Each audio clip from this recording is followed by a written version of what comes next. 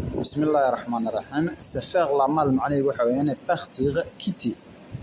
Exemple wuxuu yiri je me suis fait la malle dès la fin de l'été 1985. Waxaan socday oo wadanka ka baxay oo ka tagay dabayaaqadii xagaaga ee 1985 ayaan socday ayuu yiri. Donc se faire la malle macnaheedu waxa weeyaan waa partir quitter socosho meel ka tagis weeyaan ka dhigata. Blanche de Sali kelmadda labaad waxa weeyaan Blanche de Sali. Blanche de Sali waxa weeyaan ressource dernière pour éviter une catastrophe. يعني macnaheedu waxa weeyaan waa waxa kaliya ama waxa u dambeeya ee qof amba ay dad haystaan ee ama ay ka dhiganayaan nolol ama ay ku badbaadayaan shayga kaliya ee u haray ayaa la dhahdaa Blanche de Sali.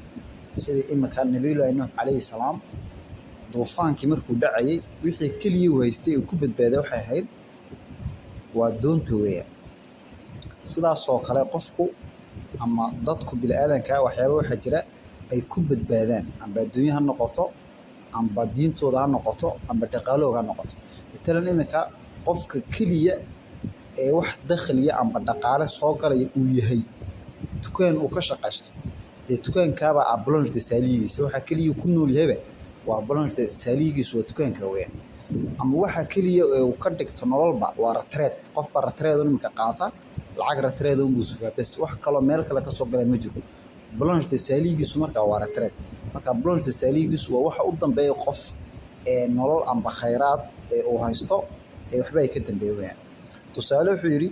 sa connaissance de la musique a été pour lui une planche de Sali. Ninkan aqoonta iyo garashada uu u lahaa xagga musiga ayaa ahayd wixii kaliya ee uu haystay ee uu ku noolaa ama uu ku badbaaday waxay ahayd waa aqoonta musigiisa. yacni ninkani musiga kaliya ayaaba nolol u hayd halkaabuu maad aragtay noloshiisa iyo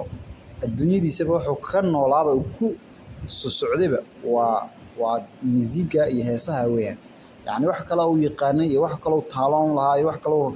haybad iyo karti lahaa ma jiro. Musiga kaliya ayay noloshiisu hayd inuu lacag ka sameeyo saabay ka dhigan tahay Blanche de Sali. kelmaddan kale saddexaad waxa weeyaan faire chou blanc. Faire chou blanc waxa weeyaan si biix aan sheeg ama issue waa ku guuldareysasho ku guuleysan waa ayaa la dhahdaa. Tusaale wuxuu yiri les gendarmes avaient enquêté, ils avaient fait chou blanc. Wuxuu yiri gendarmenkii iyo ciidanka gendarmeku dacwadan way galeen way enquêteeyeen way baaritaan ku sameeyeen laakiin ils avaient fait chou blanc. guul kama keenin oo kuma guuleysan dacwada ay galeen iyo hawsha ay galeen wixii ay doonayeen la soo helo may helin guul bay ka keeni waayeen marka way ku guul dareysteen. faire chou blanc macnaheedu waa guul dareysi weeyaan. kelmaddan kale waxa weeyaan primo accédant. Primo accédant waxay ka dhigan tahay personne qui est pour la première fois propriétaire de son logement. waa qofka markii uu horeysay ama markii soo horeysay helay jagadiisa meel uu galo ama jagadiisa ama gurigiisa qofka uu horeeyay helay in jaga kale hore u lahayn ayaa la dhahdaa primo accédant.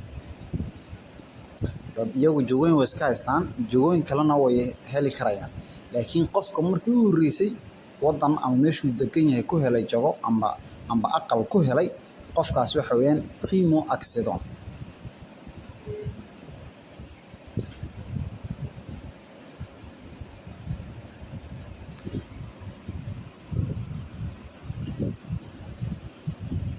kelmaddan kale waxa weeyaan raser les murs. Raser les murs waxa weeyaan marcher le plus pas du mur le plus près du mur en se cachant et en se protégeant.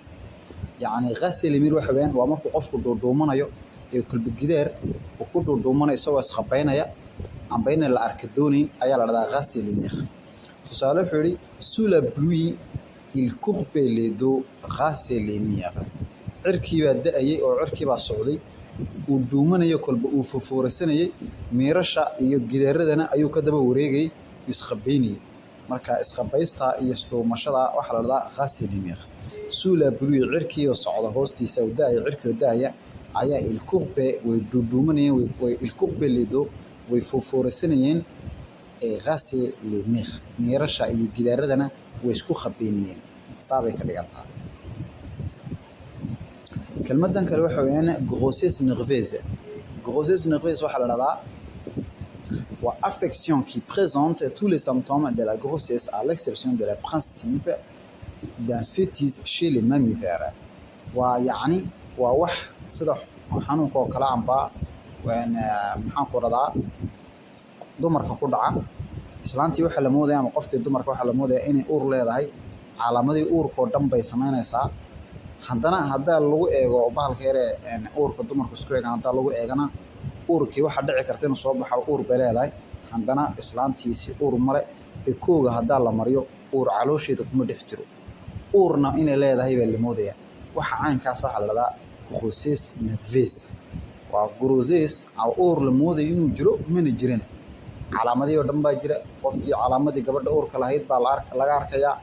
bahalka yare testiga haddaa lasoo qaado positive ku soo baxaya haddana caloosheeda gabadhaas wax uura oo ku jira ma jiro uurka caynkaas waxa la dhahdaa grossesse nerveuse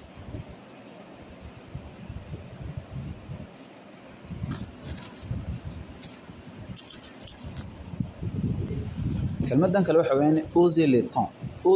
waxa weeyaan élever la voix pour mieux se faire entendre amaba waxa weeyaan se défendre avec plus de force tusaale wuxuu yiri oser le temps waxa weeyaan waa ku qaylis cadad daraadeed qofkii cadhooday oo qayliyay amba maxaan ku radaa cadhooday oo hadalka xoog u qaaday ama waxa kaloo macnaheedu waxa weeyaan isma qashin markay dad ay cadhadooda tabanayaan inay waxay doonayaan ay sheegtaan doonayaan oser le temps waa la dhahdaa waa hadalka sare u qaadis macnaheedu waxay ka dhigataa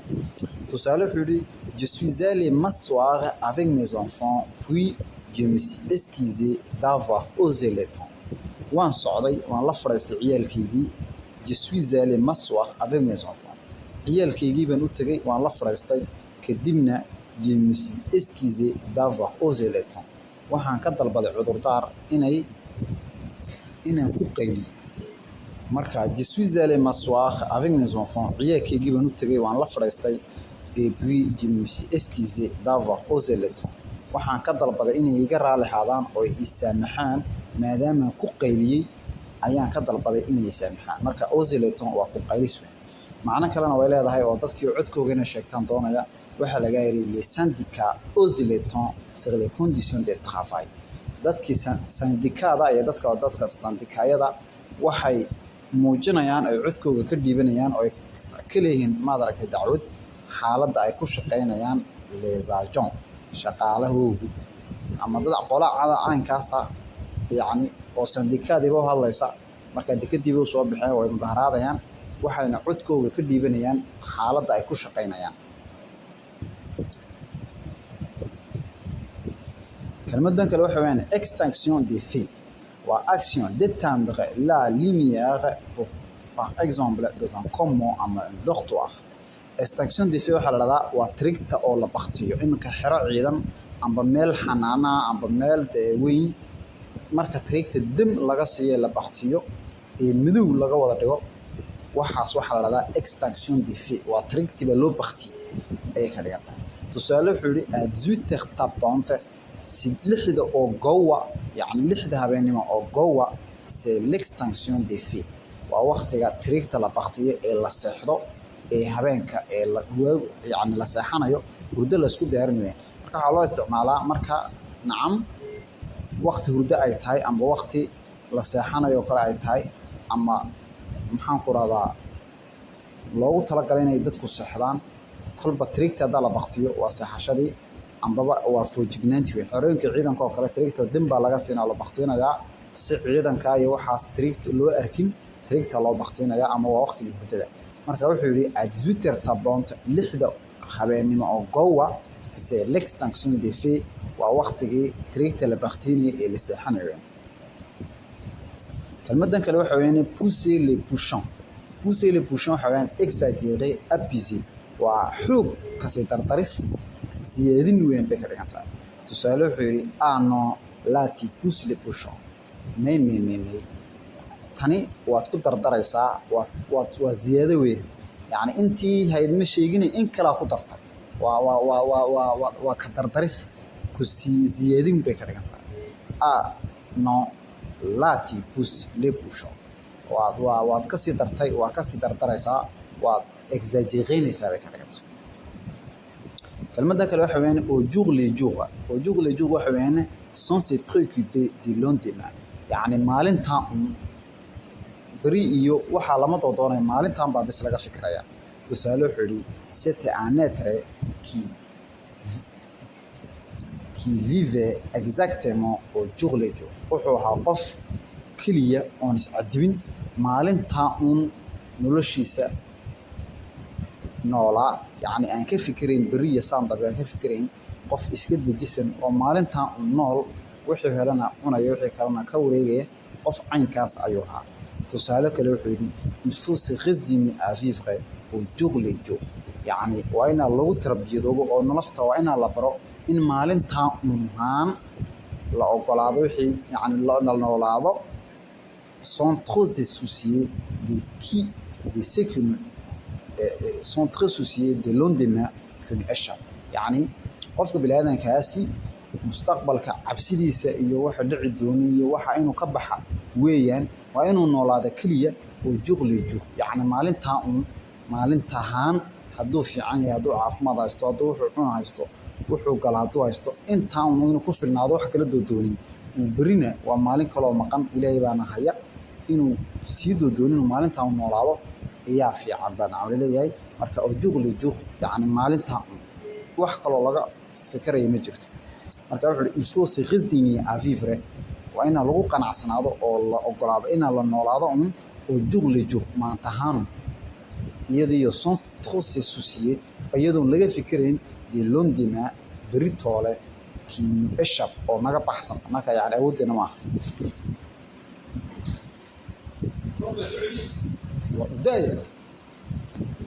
kelmadan kale waxa weeyaan une main de fer dans un gant de velours waxay ka dhigan tahay waa gacan adag oo bira oo ku dhex jirta gaan jilicsan saabay ka dhigan tahay yani waxa loo isticmaalaa tusaale macnaheedu waxa weeyaan autorité inflexible sous une apparence douce yani waa amar adag iyo qallafsanaan oo haddana ku dhex jirto loo dusha sare la moodayo inay jilicsan tahay waa yani waxa loo isticmaalaa qof amba dee dowlad dusha sare waxaa la moodaya inay fiican tahay inay wanaagsan yihiin baa la moodaya laakiin gudaha waa dad adag oo autoritaire amba qof la arkayana inuu gacan adag yahay ama uu dagaal badan yahay haddana dabacsanaan iyo fiicnina way ku jirtaa qofkaa waxaa kale waxaa loo isticmaalaa une main de fer dans un gant de velours tusaale wuxuu yidhi maamee hooyaday a toujours été waxay ahayd weligeedba une main de fer dans un gant de velours islaan adag haddana nacam qalbi jilicsan oo muxuu yidhi lorsque elle nous donnait des règles à suivre markay doonayso waxay naga dalbatay inaan samayno hooyaday sidaa bay ahayd oo maxay samayn jirtay elle savait waxay garanaysay comment nous faire obéir siday noo ogolaysiineed waxa ay doonayso sans être trop sévère iyadoo haddana nagu sii adkeyn haddana waxay doonaysana way namarsiinaysay oo indhahay noo caseynaysay haddana yani cabsi xoogana naguma abuurayn waxa ay doonaysana way namarsiinaysay yani wayna adkayd wayna jilicsanayd marka waxay ahayd gant de velours une main de fer dans un gant de velours yani waana islaan waxay ahayd indha adag oo cawaandiyada haddana jilicsan oo naxariis la ay ahayd marka waxay doonayso sidaasi nagu ogolaysiin jirtiin kelmadan kale waxa weeyaan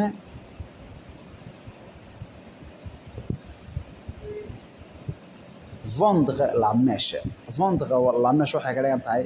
révéler quelque chose qui aurait dû rester secret waa soo helis wax qarsoonaa oo ama sirha oo la fashiliyo waxa la dhahaa vendre la mèche tusaale wuxuu yidhi j'ai rangé une personne qui avait assisté à la scène cette personne me vendait la mèche waxaa jiray qof arrintan markay dhacday u joogay oo la socday qofkaabaana sirta isoo siin jiray qofkaaba ii soo warimi jiray oo yacni isagaa warka isoo gaarsiin. Vendre la meesha waxa weeyaan sirtiyo la tibiyo, sirtiyo la fashiliyo ama sirtiyo dad kale la siiyo. Waxa la dhahaa vendre la meesha.